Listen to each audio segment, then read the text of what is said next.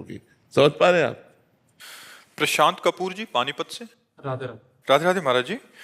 महाराज जी, गुरुदेव भगवान का लाडला कैसे बना जाता है, उनका कृपा पात्र, इसके लिए कोई प्रयास करना पड़ता है, केवल गुरु कृपा से? नहीं, प्रयास करना पड़ता है। अपना पुरुषार्थ और गुरु कृपा दोनों काम करते हैं।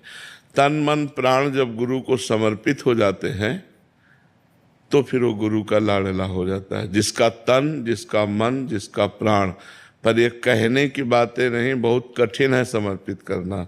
एक बार समर्थ गुरु रामदास जी के एक बहुत प्रिय शिष्य थे, तो और शिष्यों को थोड़ा सा ईर्ष्या हुई कि बहुत प्यार करते हैं महाराज जी इनको, तो प्रश्न किया कि आप इन्हीं को अधिक प्यार करते हैं, हम लोग भी तो आपके शिष्य हैं। तो इस प्रश्न का उत्तर हम तुम्हें बताएंगे। एक दिन उन्होंने कहा, लीला की, हमारे पैर में फोड़ा हुआ, बहुत दर्द हो रहा है। तो सब शिष्यों ने कहा कि शिवाजी को सूचना कर देते हैं, राजवैद्य ले आते हैं। बोले नहीं, राजवैद्य से ठीक होने वाला नहीं। वैसे पट्टी बांधे हुए थे। कहा इसमें मवाद है और इसका मवाद जो पी लेगा वो मर जाएगा और हम स्वस्थ हो जाएंगे। शिष्यों से कहा, कोई नहीं तैयार हुआ। मर जाना है ना, तन मन प्राण समर्पित शिष्य लाडला। और जिसको बहुत प्यार करते थे उनका गुरुजी अभी बताओ कहाँ से पीना शुरू करें? तो बोले ये है मुंह फोड़े का, और कपड़ा हटाया और उन्होंने मुंह लगाया और पूरा पी गए। तो कहा गुरुजी तो बहुत स्वादिष्ट है, ये तो अमृत जैसा है, क्योंकि लंगड़ा आम बंधा हुआ था और कुछ नहीं था। वो आम बांधे हुए थे। अब सब शिष्य मुंह बगाड़ के रह गए। बोले इसको इसलिए प्यार करते हैं, इसने तन मन प्राण समर्पित कर दिया। उसको तो पता नहीं था कि आम है, उसको तो पता था हम जहरीला मवाद है, पीते ही हम मर जाएंगे। लेकिन मेरे गुरुजी स्वस्थ हो जाए और मैं मर जाऊं, इसमें कोई बात नहीं। ऐसा समर्पण, तन मन प्राण, ऐसा समर्पण गुरु के प्रति, वो गुरु का लाडला होता है। जो हुक्म पर प्राण त्यागने के लिए तैयार है, आज्ञा पर तत्पर है, वो गुरु का लाडला होता है। इसीलिए हम राष्ट्र सैनिकों को सबसे ज्यादा प्यार करते हैं कि हमारे देश के लिए वो प्राण त्यागने के लिए हर समय तैयार है। कहीं से भी गोली आवे छाती में लेने के लिए वो तैयार। हिमालय में खड़ा कर दो, हिमालय जहां भी आप खड़ा। हम राष्ट्र सैनिकों को बहुत प्यार करते हैं, बहुत सम्मान करते हैं, क्योंकि वो समर्पण उनका, हमारे राष्ट्र के प्रति समर्पण जो है उनका बहुत जोर का है। भूख प्यास गर्मी सर्दी सब सहते हुए वो गोली खाने के लिए तैयार है। और हम यहाँ सुरक्षित सोते हैं, हम यहाँ सुरक्षित हैं उनकी वजह से। हम जितने भी भारतवासी हैं वो सब सुरक्षित हैं उनकी वजह से। बॉर्डर में वो खड़े हैं अपनी जान की बाजी लगा करके। तो जो जान की बाजी लगाकर, चाहे देश के लिए हो चाहे प्रभु के लिए हो, वो वंदनीय है और वो प्यारा होता है। नीतीश शर्मा जी। राधे राधे।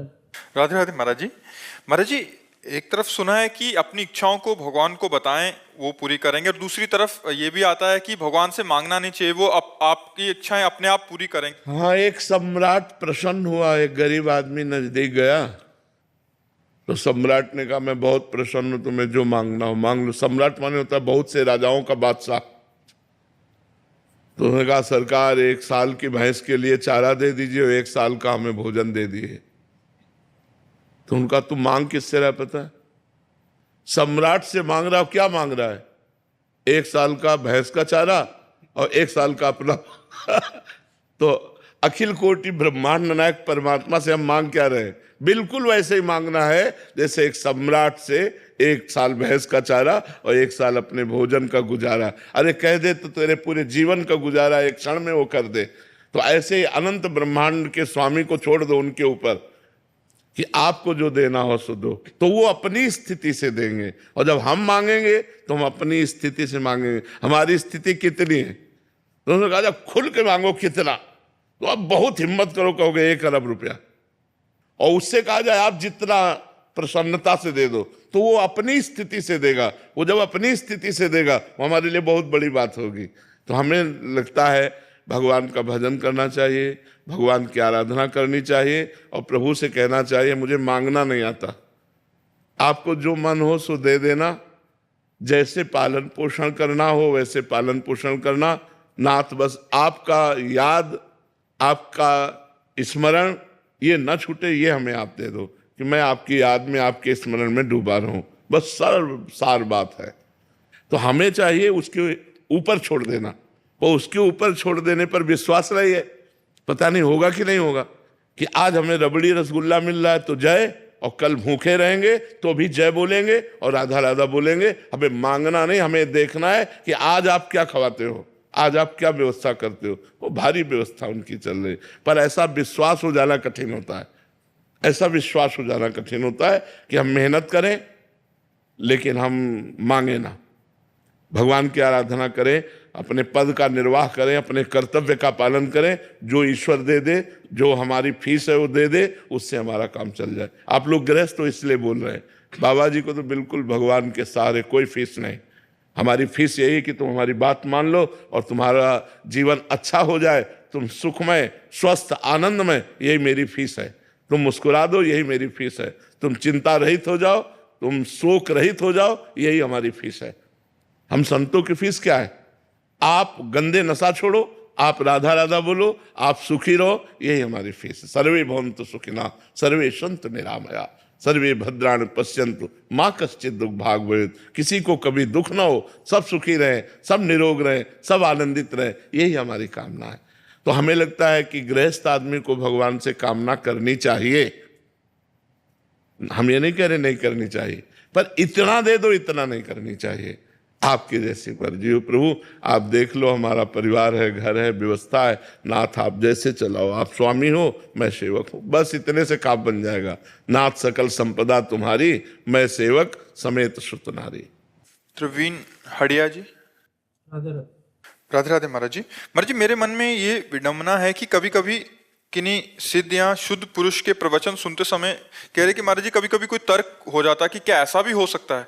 हाँ, हो जाना चाहिए, कोई परेशानी नहीं है, उसका निराकरण कर लेना चाहिए। दूसरी तरफ लगता है कि क्या तो को बात पे भरोसा नहीं है, फिर अंदर ही नहीं, अगर तर्क हो जाए तो हम उसका निषेध नहीं करते। तर्क होना हमारा स्वाभाविक है, तो हमको संतों से प्रश्न कर लेना चाहिए। अगर तर्क होता है तो प्रश्न कर लेना चाहिए, तो वो और उसको खोलकर समझाएंगे तो आपका तर्क शांत हो जाएगा। क्या हमें सीधा बात नहीं मान लेनी चाहिए? ऐसा भी लिखा है कि हमें, ये तो सर्वोत्तम श्रद्धा है कि जो बात निकली उसको मान लिया, लेकिन अगर तर्क आ जाता है तो कोई गलत बात नहीं है। तर्क आना कोई गलत बात नहीं कि आप जो कह रहे हैं इसको हम कैसे धारण कर सकते हैं, कैसे मान सकते हैं, तो और विस्तार से उसको बताएंगे। पर ये ऐसा भी हो सकता है कि नाम जापा कैसे हुए, ऐसा हुआ, ऐसा तर्क आ जाता है कि क्या ये सच बोल रहे हैं, मतलब किसी बात पे कि जब उनकी सिद्धावस्था की बात नहीं, संशय तो नहीं करना चाहिए। भगवान के भजन में बड़ी सामर्थ्य है, बहुत बड़ी सामर्थ्य है, तो ऐसा संशय नहीं करना। नाम से कुछ भी हो सकता है, नाम में बड़ी सामर्थ्य है, लेकिन जप करके तो देखो, नाम में बहुत सामर्थ्य है, नाम में अपार सामर्थ्य है। नाम जप कर ये संशय नहीं करना चाहिए, ऐसा भी हो सकता है कि हाँ हो सकता है, नाम में बड़ी सामर्थ्य। भगवान करतुम अकर्तुम अन्यथा करतुम है। भक्त प्रहलाद जी को आग में जलाया गया, विष पिलाया गया, तो उनकी इतनी उच्च कोटि की भक्ति थी कि उनको आग भी नहीं जला पाई। अब हर भक्त को तुम जला के देखो कि प्रहलाद जी, तो हर भक्त प्रहलाद जी तो नहीं है। उनकी उस उच्च कोटि की अलग अलग स्थिति होती है ना, उनको ये जो पंचभूत है वो स्पर्श भी नहीं कर। जल में डुबोए गए लेकिन वो डूबे नहीं, पत्थर से दबाए गए लेकिन वो पिचके नहीं, आग से जलाए गए उनको जलन नहीं हुई। क्या क्या उनके ऊपर गैस छोड़ी गई मरण वाली, न जाने क्या क्या। वो हिरण्यकश्यप त्रिभुवनपति था, सब कुछ करके हार गया, लेकिन बाल भी नहीं झुलसा पाया। क्यों? इतनी उच्च कोट की भक्ति की भगवान खंभा फाड़कर नरसिंह रूप में प्रकट हो गए, जो रूप कभी न सुना गया, न देखा गया, न पढ़ा गया। प्रहलाद जी की भक्ति से भगवान ने वो रूप धारण किया जो कभी पढ़ा नहीं गया, कभी देखा नहीं गया, कभी सुना नहीं गया। नरसिंह रूप, नीचे नर और ऊपर सिंह, वो भयंकर रूप कि त्रिभुवनपति हिरण्यकश्यप कांप गया और अस्त्र शस्त्र छूट गए, एक दहाड़ में मूर्छित होकर गिर गया। तो भगवान है यार, और उन भगवान का जो भजन करते हैं तो कुछ भी हो सकता है, कुछ भी हो सकता है, उसमें कोई मतलब समस्या नहीं है। तो इसलिए नाम जप करो, खूब भगवान के भजन में रहो, सब सुविधा भगवान दे देंगे, लोक परलोक की सब दे देंगे। मेहनत करो। अब हम मेहनत करते हैं, दिन भर मेहनत करते हैं, बीमार होने पर भी मेहनत करते हैं। यहाँ जो मेहनत हुई अपने एकांत में जब हुए तो वहाँ भी मेहनत शुरू, अपना अपना काम है, धंधे में लगे हो तो मालिक देख रहा है, ईमानदारी से तुम्हें वो इतना देता रहेगा, और फ्रॉडगिरी से जितना चलेगा वो 4 दिन चलेगा, इसके बाद बैठ जाएगा। तो इसलिए धर्म से चलो, खूब नाम जप करो, सब कामनाएं भगवान पूर्ण करने में समर्थ है। सोनिया जी पानीपत से। राधा वल्लभ श्री हरिवंश। श्री हरिवंश महाराज जी अक्सर प्रतिकूल समय में किसी के पास जाएं तो वो उपाय में टोटका पूजा आदि की सलाह समाज को देता है, तो परंतु नाम जप और भजन पर वो विश्वास नहीं बनता, ना कोई नाम जप और भजन की सलाह मानता है महाराज जी। सभी का ध्यान टोटका आदि में ही रहता है कि जल्दी लाभ मिल जाए। अरे काहे को फालतू की बातों में समय बर्बाद करोगे? भगवान का नाम सर्व मंगलमय है। भगवान की शरण में होने पर, भगवान का नाम जप करने से जो प्रारब्ध दुख है वो भोगने की सामर्थ्य आती है, और नए पाप नष्ट हो जाते हैं, पाप करने की इच्छा का नाश हो जाता है, जीव का परम मंगल हो जाता है। इन टुटका फुटका से कुछ नहीं होता। अरे भगवान की कथा करो, भगवान का नाम कीर्तन करो, भगवान की महिमा का गान करो। सब जीव माया से भूला हुआ है, इसीलिए सब कोई सलाह थोड़ी भगवान के नाम की देता है। ये बहुत भूल है, इधर उधर करने से कुछ नहीं होता।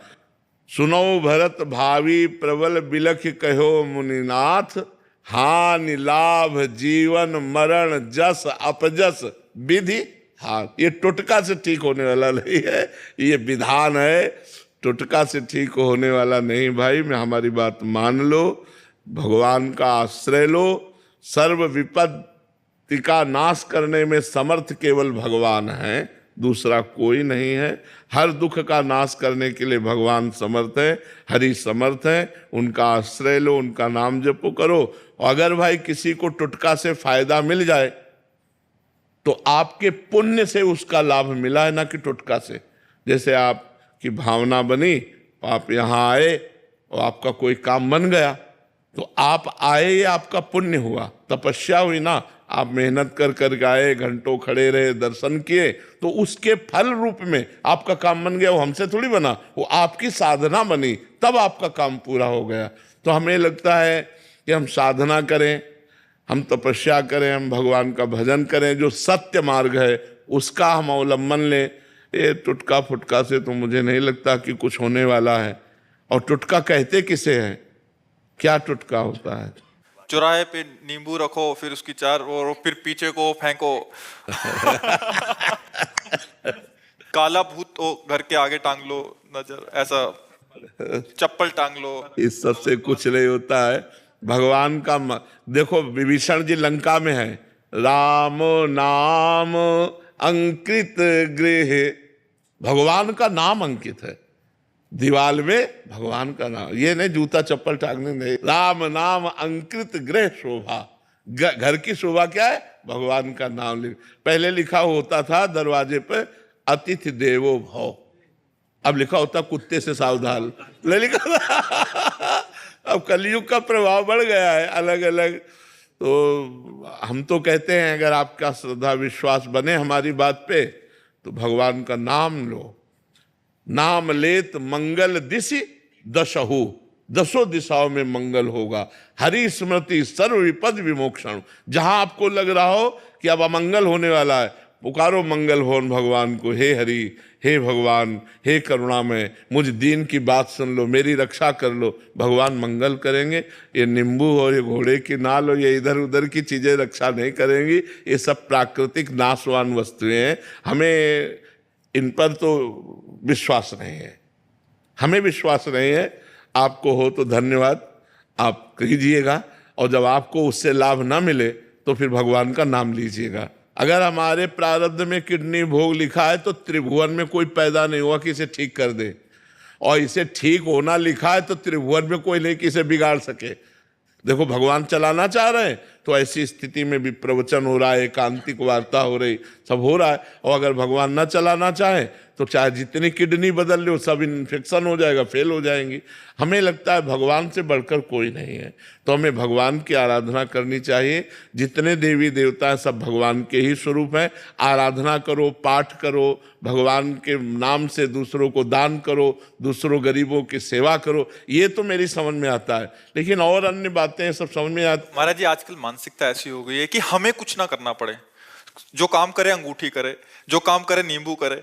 मतलब हमें कुछ ना करना पड़े, हम नाम जप करेंगे तो हमारा चिंतन, हम विषय भोग भोगें, हम जैसा हम चाह रहे हैं वैसा हो, या तो आप हमारे लिए हवन करें पर हम सुखी हो जाएं। ऐसा नहीं हो सकता। निजकृत कर्म भोग सुनवाता, शब्द पढ़ाओ, निजकृत, आपका किया हुआ कर्म ही आपको सुख दुख प्रदान करेगा। दूसरे का किया हुआ कर्म आपको सुख दुख नहीं प्रदान करेगा।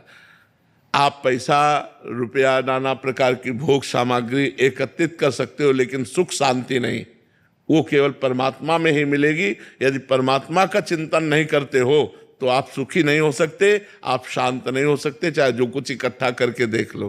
तो भगवान की ये सब लीलाएं मायाकृत हैं। हम तो सबसे यही कहते हैं कि भगवान का नाम जप करो, भागवत कथा सुनो, भगवान की चर्चा सुनो, नाम कीर्तन करो, दूसरों का उपकार करो, तुम्हारा मंगल हो जाएगा।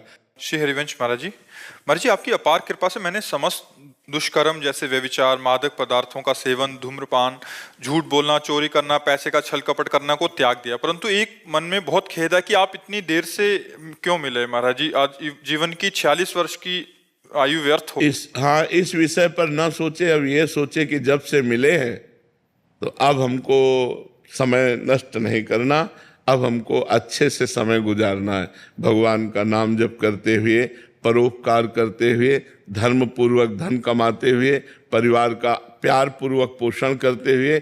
अब जीवन में अपराध नहीं करना, गलती नहीं करना। अब लो नशानी अब ना नशई हो, तो जितनी श्वासें हैं, जितना आपका समय है, वही भगवत प्राप्ति के लिए पर्याप्त है, उसी से भगवान की प्राप्ति हो जाएगी। हमें जो समय अब मिला है, हम जग गए तो अब हमसे गलती ना होने पावे, ये सबसे बड़ी बात है। पीछे जो भूत गया उसको तो छोड़ो, अब भविष्य की चिंता को छोड़ो, वर्तमान को संभाल लो, वर्तमान को भगवान नाम जप में, वर्तमान को परोपकार में, वर्तमान में दूसरे की सेवा करो, इसी से तुम्हारा मंगल हो जाएगा। अंजू जिंदल जी। राधे राधे महाराज। महाराज जी आपके चरणों में कोटि कोटि प्रणाम। महाराज जी मेरे प्रश्नों के सारे उत्तर तो आप अपने आप ही दे देते हैं, मुझे तो सिर्फ इतना पूछना है कि आपको मेरे और मेरे जैसे जितने भी लोगों का प्रश्न होता है उनका उत्तर और प्रश्न दोनों कैसे पता लग जाता है? क्योंकि सब यही कहते हैं कि हम प्रश्न सोचा और अगले दिन महाराज जी ने हमारे प्रश्न का उत्तर नहीं, इसमें मुख्य बात भगवान की है, जो हमारे भी हृदय में बैठे और आपके भी हृदय में बैठे हुए। तो आपके हृदय में कोई ऐसा प्रश्न हुआ और किसी ने आप प्रश्न कर दिया और उसका उत्तर आपको मिल गया, तो इसमें मुखिया भगवान हुए ना, मुख्य तो भगवान हुए। जो प्रश्नकर्ता से वही प्रश्न कराया जो सैकड़ों लोगों के हृदय में चल रहा था, और उत्तरकर्ता के हृदय में बैठ के उत्तर दे दिया। तो प्रश्नकर्ता और उत्तरकर्ता और श्रोता तीनों में मुख्य भगवान हुए कि नहीं हुए? तो भगवान का ही ये सारा खेल है। पर महाराज जी अगले दिन ही कैसे होता है कि प्रश्न का उत्तर अपने आप ही आ जाता है? हाँ, तो भगवान का ही खेल है, इसमें हमारा क्या खेल? हम तो कच्चा न पड़े, हमें तो कुछ ज्ञान नहीं है, भगवान ही सब बुलवाते हैं। अनन्या सिंह जी। राधे राधे महाराज। राधे राधे महाराज जी। महाराज जी ईमानदारी पे भी चलने पे कभी कभी कष्ट भोगने पड़ते हैं, और क्या ये प्रारब्ध हम अपने अच्छे और सच्चे कर्म से सही नहीं कर पा रहे? नहीं, इसमें वर्तमान के सत्य मार्ग में चलने की कमी का कोई प्रमाण नहीं होता। इसमें होता हम सत्य चल रहे हैं, लेकिन इस समय हमारा बुरा प्रारब्ध चल रहा है। तो देखा जाता है कभी कभी धर्मात्मा पुरुष दुख भोगते हुए और पापात्मा पुरुष सुख भोगते हुए। तो पापात्मा पुरुष का उस समय पुण्य चल रहा है, तो पुण्य फल से वो सुख भोग रहा है, और वो पाप का फल चल रहा है, इसलिए धर्मयुक्त चलने पर भी उसे दुख भोगना पड़ रहा है। लेकिन विजय धर्मात्मा की होगी, पापात्मा का नाश होगा। जैसे कुछ समय तक 12 वर्ष का वनवास, 1 वर्ष का अज्ञातवास पांडवों को भोगना पड़ा, और सम्राट पद पर दुर्योधन बैठे खूब फूला, लेकिन अंत में हस्तिनापुर नरेश महाराज युधिष्ठिर हुए और कौरवों का सम्यक विनाश हुआ। तो पापात्मा पुरुष कभी कभी सुखी देखा जाता है वो अपने पुण्य बल से, और जब उसका पुण्य क्षीण हो जाएगा और वर्तमान का पाप और पुराना पाप जुड़ेगा, तब वो ब्लास्ट हो जाएगा, तब वो नष्ट हो जाएगा। तो हमें चाहिए धर्म से ही चलना चाहिए, भले दुख मिले तो हमारे पूर्व पाप का परिणाम है, उसे हम भोग लेते हैं, आगे हमारा मंगल होगा। ये पक्का निश्चित बात है, इसमें कोई भी संशय नहीं है। तो ब्रह्मास्त्र का प्रयोग मच्छर मारने के लिए जैसे नहीं किया जाता, ऐसे ही अपने भजन का प्रयोग अपने रोग नाश के लिए नहीं किया जाता। ये भजन का ही बल है कि हम आपके बीच में बैठे हैं, ऐसी स्थिति पर भजन का बल का प्रयोग भगवान की प्राप्ति है, ना कि इस नाशवान शरीर को स्वस्थ कर लेना। अगर स्वस्थ भी होंगे और कल मरना है तो मर ही जाएंगे, और अगर हमें 10 साल जीना है तो अस्वस्थ होते हुए भी हम 10 साल जिएंगे और वो कार्य करेंगे जो एक स्वस्थ पुरुष भी नहीं कर सकता है। तो हमें चाहिए अपने भजन का प्रयोग सुख दुख में नहीं, भगवान की प्रसन्नता में प्रयोग करना चाहिए। तो भगवान प्रसन्न हो गए तो जा पर कृपा राम की हुई, ता पर कृपा करे सब कोई, सब मंगल हो जाएगा, सब आनंद हो जाएगा। मनोज गांधी जी करनाल से। महाराज जी आपके चरणों में कोटि कोटि प्रणाम। महाराज जी जीवन में कभी किसी का गलत नहीं किया, हमारे पास मौका भी आया गलत करने का फिर भी नहीं किया, पर लोग अपना समय आते ही अपना रंग दिखा देते हैं, हमारे साथ गलत कर देते हैं, उन्हें हमें जवाब कैसे देना चाहिए? नम्रता पूर्वक गलत ना करते हुए, यदि आप सत्संगी हैं, आप विवेकी हैं, तो आप तो गलत कीजिएगा मत, और आपके साथ जो गलत होता है उसे सह लीजिएगा। आप अच्छा कीजिएगा तो आपकी उन्नति हो जाएगी, लौकिक और पारलौकिक दोनों उन्नति हो जाएगी, सांसारिक उन्नति भी हो जाएगी और भागवतिक उन्नति हो जाएगी। और जो आपको ठग रहे हैं, आपके साथ बेईमानी कर रहे हैं, आपके साथ अपना गलत रूप दिखा रहे हैं, उनका लोक और परलोक दोनों नष्ट हो जाएगा। तो अपने को चाहिए कि जो अपने साथ गलत करे उसके साथ अच्छा व्यवहार करें, क्योंकि हम लोग सत्संगी हैं, हम लोग भागवतिक हैं। तो जैसे किसी ने बहुत गरमबाजी दिखाई दी, गाली दे रहा है, अपमानित कर रहा है, तो शांत होकर वहाँ से निकल जाओ। अगर शांत होकर नहीं निकलते तो आपका भी अहित है और उसका भी अहित है। आप लड़ गए, मारपीट हुई, पुलिस में मुकदमा चला, फिर जीवन बर्बाद हो गया। और अगर थोड़ा झुक के चले गए तो उसको ऐसा ऐसा तमाचा मारेंगे ठाकुर जी ना कि वो सारी रंगबाजी हिला जाएगी। जब शरीर स्वस्थ होता है, जेब में रुपया होता है, मनमानी भोग होता है, तो लगता है कौन भगवान। फिर उसका जब तमाचा पड़ता है तो आवाज नहीं होती उसके तमाचे में आवाज नहीं होती, लेकिन ऐसा मार मारते कि फिर पूछो मत, अच्छे अच्छे ऐसे हो जाते, अच्छे अच्छे। चलत दशानन डोलत अवनी, जब 10 कंधर रावण चलता था धरती कांपती थी, और उसी की खोपड़ी में बंदर लोग जो है ना चरण प्रहार करते थे। जब खोपड़ियां काट काट के भगवान ने गिराई ना तो प्रहार करते थे। रहा न कोकुल रोवन हारा, राम विमुखास हाल तुम्हारा, रहा न कोकुल रोवन हारा। तो रहे न रावण सम अभिमानी, हिरणा कश्यप सम वरदानी, खान विभव की खान जगत में कुछ दिन के मेहमान, भजले श्री भगवान जगत में कुछ दिन के मेहमान। तो हमें लगता है जो ज्यादा गर्व करे उसके सामने थोड़ा झुक के निकल जाओ। है कठिन काम, मतलब इतना हम थोड़ी, वो एक अभिमान आता ना, लेकिन उसी को संभाल लो, वो अपने आप ऐसे ठिकाने पे चोट लगे कि वो अपने आप ठीक हो जाएगा। उमा क्षमा श्राप होते भारी, श्राप से भी बुरा परिणाम होता है क्षमा कर देना। जाओ, तुम्हें क्षमा किया, कुछ नहीं कहेंगे। अब वो उसके ऊपर जो कार्यवाही होगी ईश्वर की, वो बहुत जोर की होगी। इसलिए मुझे लगता है अपने लोगों को, सत्संगियों को, सबके बल की बात नहीं है, सत्संगियों की बल की बात है, तो मुस्कुरा कर टाल दिया बात। अब वो बात जो फलीभूत होगी तो वो उसके ऊपर होगी, आपका तो मंगल हो जाएगा। पर है कठिन बात है जब हमें कोई गाली दे रहा हो और हम वहां से निकल जाए चुपचाप। ऐसा एक गाली सुन लेंगे तो शांति ही सबसे बड़ी बात है, नहीं तो अगर हम झगड़ा करेंगे तो फिर पुलिस का केस दोनों के ऊपर बनेगा। तो हमें लगता है अपने परेशानी को बचाने के लिए, अपने को उन्नतिशील करने के लिए हर जगह से अपने को बचाना चाहिए जी। साक्षी मिश्रा जी इंदौर से। राधे राधे गुरुजी। राधे राधे महाराज जी, आपके चरणों में कोटि कोटि प्रणाम।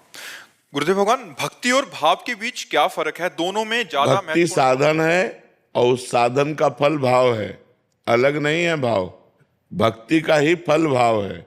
जब भाव आ जाता है तो भगवान की प्राप्ति के नजदीक होता है। भाव बिन सुनी पुकारे मैं कभी सुनता नहीं, और भाव प्रेरित तेर ही करती मुझे लाचार है।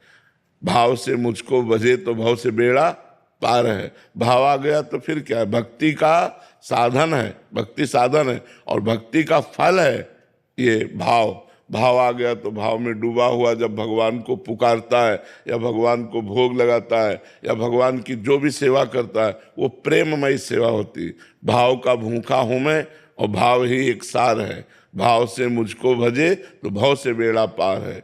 भाव बिन सुनी पुकारे मैं कभी सुनता नहीं, भाव पे तेर ही करती मुझे लाचार है। तो वो भाव आना कठिन है ना, साधन करो धीरे धीरे आ जाएगा, असंभव नहीं है, कठिन है। देखो भाव से सबरी जी बेर चख कर भगवान को पवाया तो भगवान अखिल लोक ब्रह्मांड नायक विश्व का भरण पोषण करने वाले भगवान सुदामा के हाथ से तंदुल छीन कर खाते हैं। रबड़ी रसगुल्ला वो थोड़ी है, तंदुल है जो कोई नहीं चबाना चाहेगा, वो छीन कर खाते हैं। विदुरानी के हाथ से छिलका खाते हैं। ये क्या है? भाव। ये है भाव। वो भाव में उनको होश ही नहीं, गूदा फेंक देती, छिलका मुंह में लगा देती। भगवान छिलका बड़े भाव से पा रहे हैं विदुरानी जी के केले का छिलका। तो भाव एक बहुत बड़ी वस्तु है। भाव मिल गया तो भगवान मिल गए। भाव भक्ति से आता है। जब हम नवधा भक्ति करते हैं तब भगवान का भाव आता है। महाराज जी, इनका ही प्रश्न है कि श्री जी की सेवा करते समय मन का समर्पण और संवेदनशीलता कैसे बनाए रखें? जब हम नाम जप करेंगे, वाणी जी का गायन करेंगे तो श्री जी से अपनापन हो जाएगा। देखो, एक पड़ोसी के बच्चे को दूध पिलाना और एक अपने बच्चे को दूध पिलाना, अंतर हो जाएगा? नहीं, अंतर हो जाएगा। पड़ोसी के बच्चे में है कि, लेकिन अपने बच्चा, अपना बच्चा, तो ऐसे ही भगवान को भगवान मानकर सेवा करना और भगवान को अपना मानकर सेवा करना, अंतर पड़ जाएगा। आपके मन में जैसे भगवान को जब अपना मान लिया जाता है, तो एक दिन कृष्णदास जी महाराज वल्लभाचार्य जी के शिष्य हैं, बाजार में जा रहे थे, गरम गरम जलेबी बन रही थी। कहा यार ये तो ठाकुर जी के लिए बढ़िया रहे। आंख मूंदा और भाव से, तो वहाँ ठाकुर जी जलेबी पाने लगे। भाव से भेजा ना, भाव से जलेबी खरीदी नहीं, केवल आंख मूंद कर भाव से, अरे तो ठाकुर जी के लायक गरम गरम जलेबी बढ़िया, ठाकुर जी पाने लगे। हमारा भाव बन जाए ठाकुर जी के प्रति अपना, कि मेरे ठाकुर जी, मेरे प्रियालाल, तो फिर जो सेवा होगी वो बड़ी सुंदर होगी। अब ये अपनापन नहीं हुआ ना। अब जैसे आप तो पाओ हलवा और चाय और रबड़ी और ठाकुर जी के आगे रख दो चिरौरी, तो फिर भाव क्या रह गया ठाकुर जी का? दुकानों में पूछते हैं सुपारी अपने लिए लोगे कि ठाकुर जी के लिए? अपने लिए तो फिर वो अलग दी जाएगी। तो ऐसा करोगे तो फिर ठाकुर जी भी बहुत चतुर शिरोमणि है तो फिर जल्दी पकड़ में नहीं आते हैं। पत्र पुष्प से मैं प्रसन्न हो जाता हूं तो बड़े भाव देखो, अगर हमारा भाव है तो भगवान एक तुलसी दल से प्रसन्न हो जाएंगे। एक तुलसी दल, देखो बताया ना, तंदुल कौन पाता है? कौन? तंदुल माने होते चावल के टूटे हुए किनके, छिलका कौन पाता है? ब्रह्मांड नायक प्रभु है। बेर, सबरी जी के बेर प्रसिद्ध है, सुदामा के चावल प्रसिद्ध, तंदुल प्रसिद्ध है, और विदुरानी का केला का छिलका प्रसिद्ध है कि भगवान ने पाया। इसलिए पाया, उसमें प्रेम है, उसमें भाव है। यदि वस्तु में